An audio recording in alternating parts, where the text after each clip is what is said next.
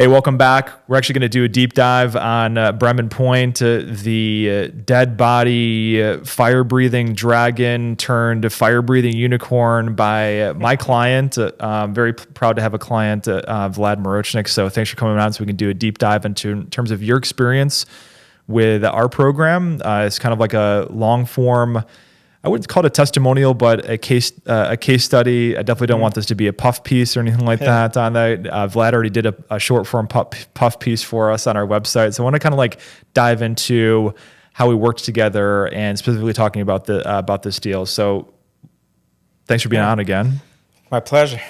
So first question is, let's talk about the deal you did inside the Go Bigger Sooner program. Bremen Point. Tell me about the property at a high level and the state of the property when you got it under contract. Yeah, the property was pretty beat up. Most of the units were vacant.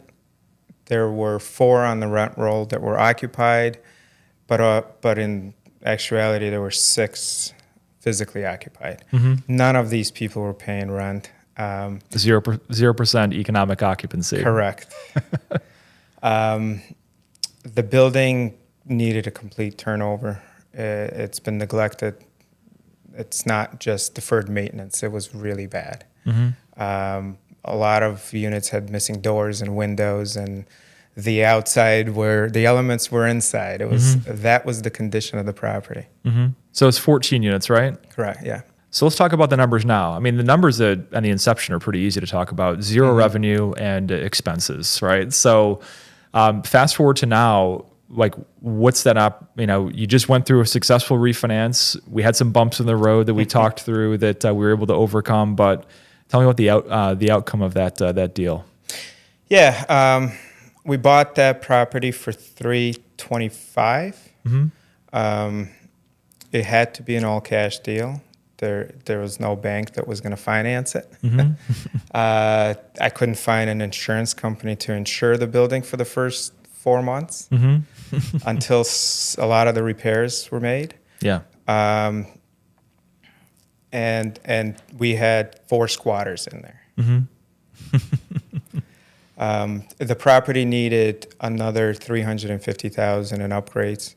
We essentially went through it. Other than the brick, everything was changed. We updated every unit, every inch of every unit, completely. So that's where most of the capital expenditures went. So your total cost basis on this deal was in like the mid 6s, including acquisition and renovation expenses. You closed the refi, so you had a appraisal. We put it in our appraisal library. So $600,000 or so in terms of cost basis. What this thing appraised for when you're done with it? It appraised at 1.150, so $1,150,000 at a 9 cap. Okay, so you almost doubled your money essentially. Yeah. And how long of a time did this project take from when you closed down to that? 9 months. 9 months. Closing to closing.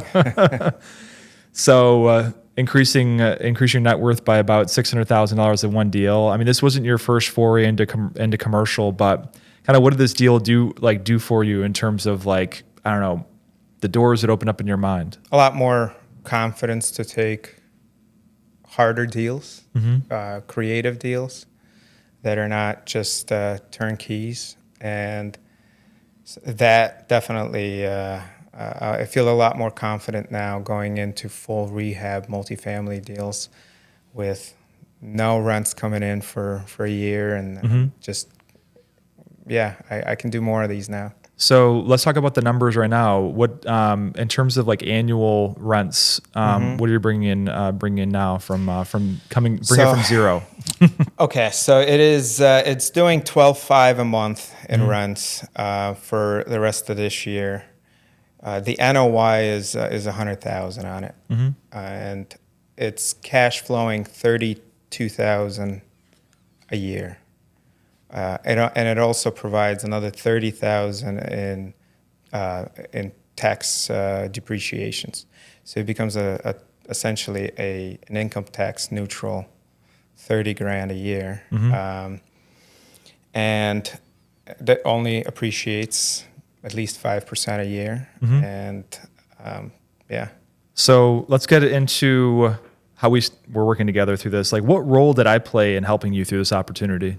From the beginning, I ran my business plan by you, which was not the business plan that I think everyone else had when they looked at this property, including guys from our group who also wrote on it.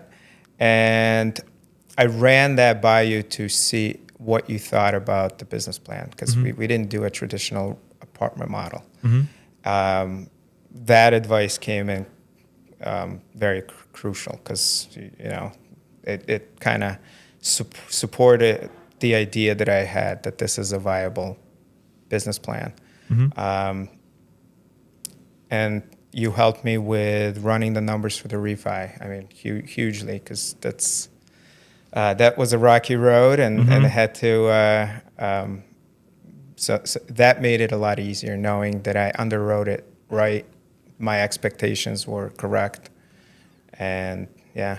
And then so I remember you bringing this deal to me when you were originally looking at the offer memorandum from the broker, and also I think that commercial is not a one size fits all. I mean, I really wish I could have made this program just like some sort of video course you could just take and pay a couple $100 for. And I mean, every deal is different. Every location is different. There's all these little nuances and elements for this.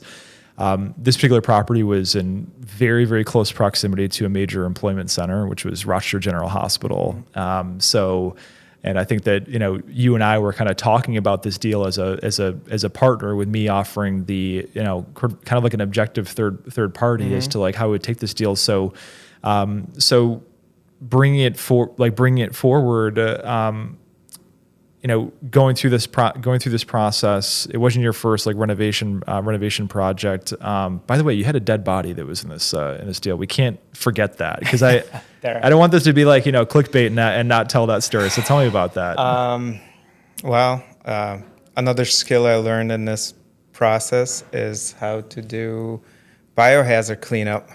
I got a couple quotes, and a couple days later, I bought a suit and the respirator and all the equipment on Amazon. But yeah, there was an individual, a former, I think a squatter, not really a tenant, who either OD'd or committed suicide in one of the units. Yeah, absolutely brutal. So let's rewind the clock a little bit. What state were you in before you decided to make the jump and come into my program?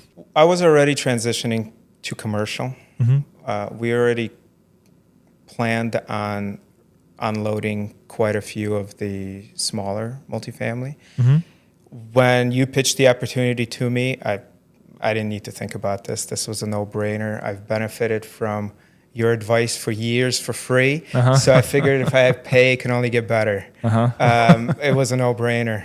And it's definitely what I needed, because you helped me get organized and not chase the distractions, whether that was flipping, which we did a lot of, and it was a distraction, or doing smaller deals. That I would have continued to buy other deals like we have done in the past. I've built quite a network of wholesalers and people who send me deals every day. And that year it was really tough. The FOMO in me. I had to take down everything that fit the old model.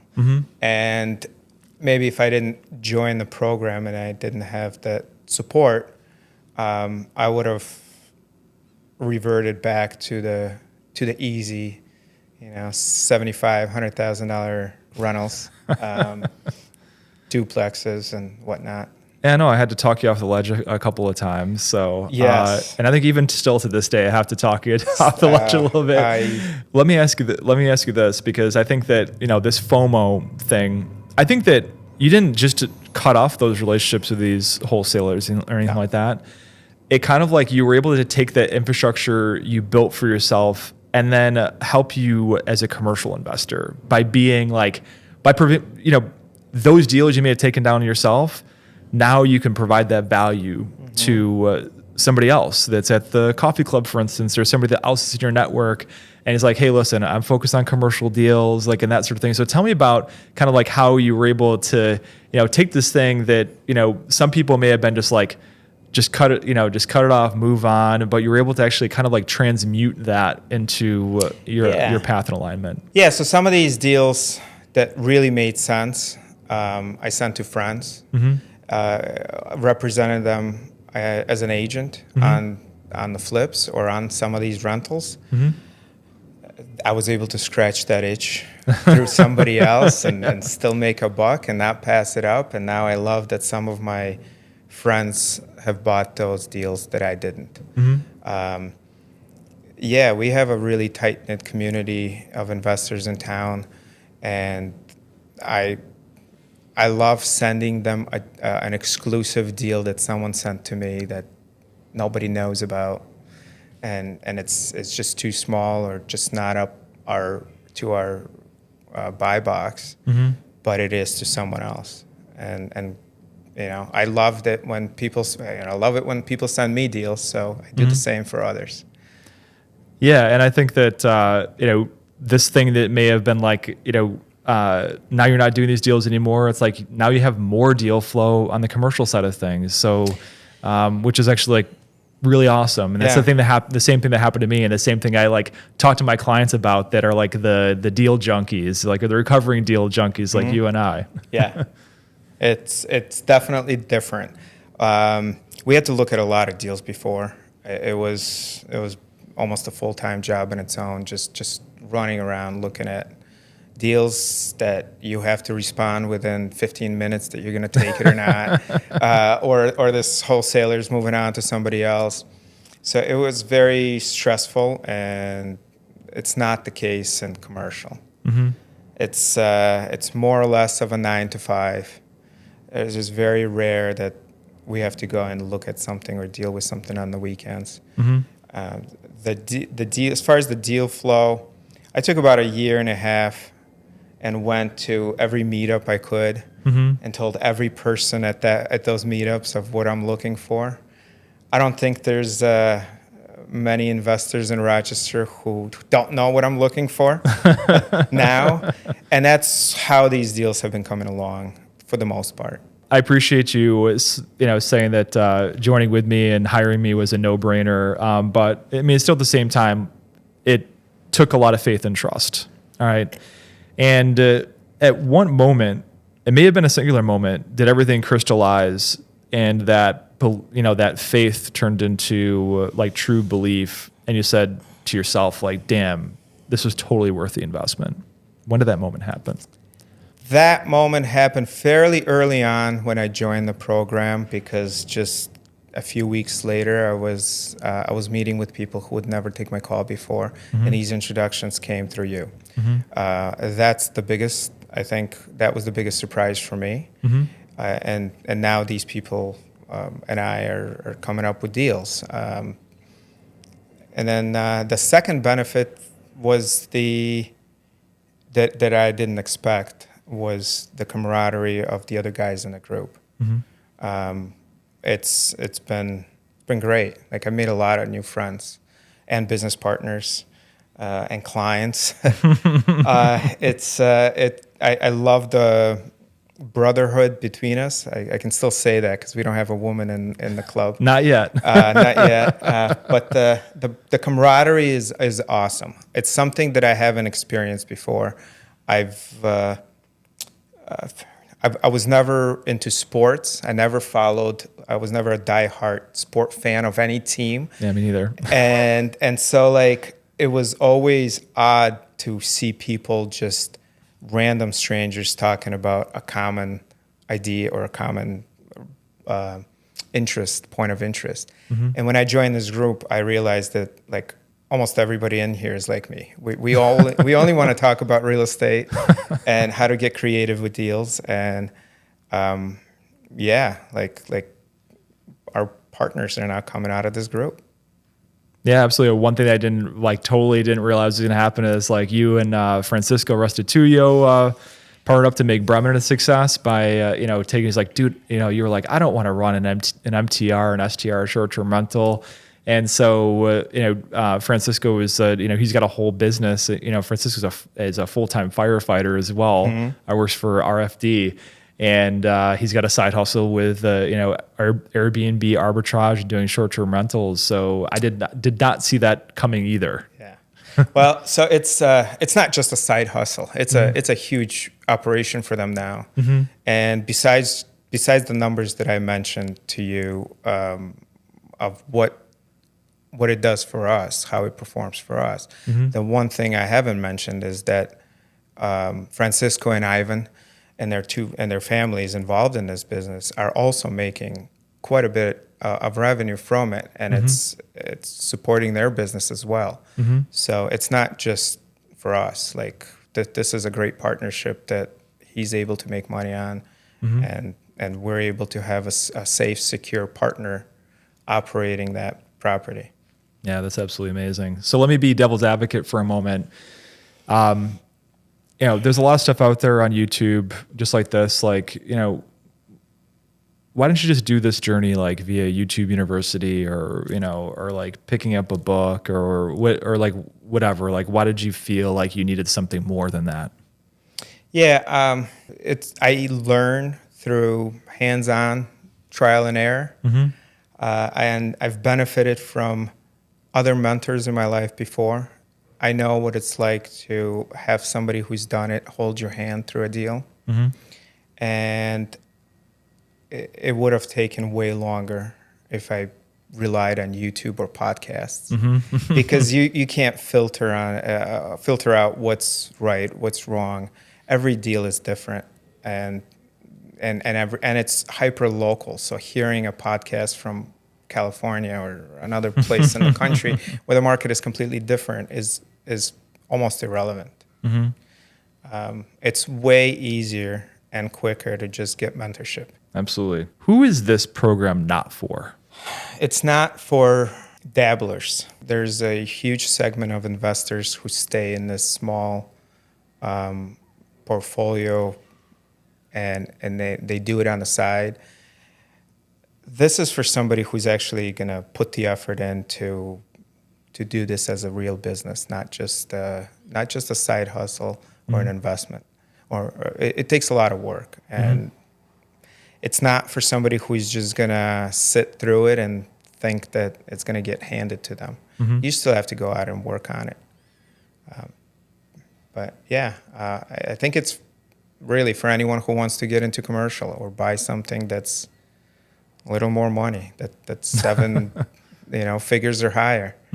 Yeah, so it's probably for most investors. Yeah. No, I mean, that's the one thing that I deal with a lot of people that are not even problem aware, right? It's because I was stuck in the same thing in terms of like running on a hamster wheel, thinking like I just need another 4-family. I just need a few more 4 families, and then realizing when I got my money back out of those deals, like it's like no, I need another. Now I need another, and just being like I had the infrastructure built out, and it really wasn't until like I took the red pill, and I never said I would sell anything. I was like I convinced myself I was allergic to selling, but then when you close a deal and you're let's say you're netting $500,000, $1 million, $1.75 million your net worth on like one deal and several 6 figures a year in cash flow, for instance, you're like, damn, that stuff like that, those properties, I'm out. Yeah, exactly. The little duplexes with $2,000 a month no longer seem as interesting. It's just it takes a lot to get. It takes a lot of them to make any substantial amount of money. All right, excellent. Well, Vlad, thanks for coming on a part 2. And absolutely. Yeah, and so for people that want to learn more about your deals and that sort of thing, how do they find you? New City Cafe, every Monday morning, we have an investors coffee club. We meet and have coffee, discuss real estate, new trends, help each other underwrite deals. It's just a great community. You can find me there any Monday. Yeah, and then I think that, and there's been commuters that have come to Coffee Club before. So yeah, so wherever you're watching, if you want to find Vlad, if you're on the West Coast, book a hotel Sunday night and come to New City Cafe. And I think that we've had some people that have been from out of town there. So or book a room at Bremen Point. Yeah, book a room at Bremen Point. So all right, thanks, Vlad. I appreciate it, man. Thank you. This was fun.